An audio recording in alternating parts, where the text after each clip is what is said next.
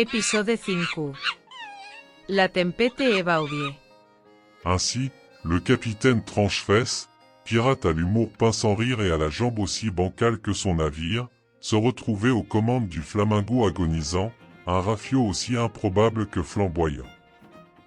Sous ses ordres avisés, ce brigantin filait à la vitesse d'un requin affamé, prêt à affronter les mers les plus tumultueuses et les tempêtes les plus extravagantes. Le navire lui-même semblait doté d'une âme farceuse, se livrant à des embardées inopinées et des changements de cap brusques qui mettaient à l'épreuve l'équilibre des matelots les plus téméraires.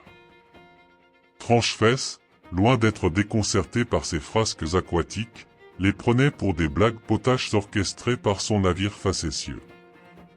Leur première aventure ne se fit pas attendre. En route vers une île légendaire censée abriter un trésor aztèque, digne d'un roman de pacotille, le Flamingo agonisant se retrouva pris dans une tempête d'une violence inouïe. Des vagues déferlantes menaçaient de submerger le navire, le vent hurlait à plein poumon comme un vieux loup de mer enrhumé, et les éclairs zébraient le ciel de leur lumière aveuglante. Face à ce déchaînement des éléments, Tranchefesse ne perdit pas son flegme, ni même son sourire narquois. Avec une dextérité surprenante, digne d'un jongleur de requins, il manœuvrait le gouvernail, évitant de justesse les récifs et les tourbillons. Ses matelots, bien que verts de peur et tremblants de tout leur corps, étaient fascinés par le calme olympien de leur capitaine et par son humour dérisoire, face au danger imminent. Alors que la tempête semblait vouloir les engloutir, Tranchefesse eut une idée saugrenue, digne des plus grands marins farfelus. Il ordonna à ses hommes de hisser la voile principale, même si le vent menaçait de la déchirer en lambeaux. Contre toute attente, le Flamingo agonisant prit de la vitesse, surfant sur les vagues monstrueuses comme un hippopotame sur un toboggan aquatique. La tempête, ébobie par cette audace insensée et prise de fou rire, finit par se calmer, laissant derrière elle un ciel limpide et une mer apaisée. Le Flamingo agonisant avait survécu à l'épreuve, et son équipage, encore tremblant mais admiratif, ne pouvait que s'incliner devant le génie fou de leur capitaine.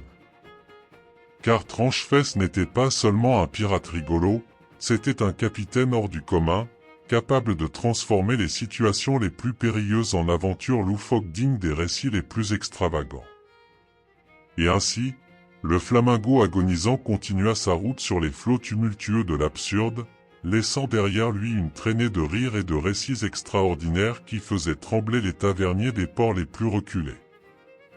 On racontait même que les poissons, attirés par les blagues potaches du capitaine et les frasques du navire, sautaient hors de l'eau pour assister au spectacle. Ainsi va la légende du capitaine Tranchefesse et de son Flamingo agonisant, une odyssée farfelue où l'humour désopilant se mêle aux tempêtes marines et aux trésors aztèques, dans un tourbillon d'aventures improbables qui défient les lois de la physique et du bon sens. Hissé aux Tranchefesse rigolo, sur les mers à zème large voix en solo, sabre au poing et jambes courtes, un pirate farceur, une légende assurément forte.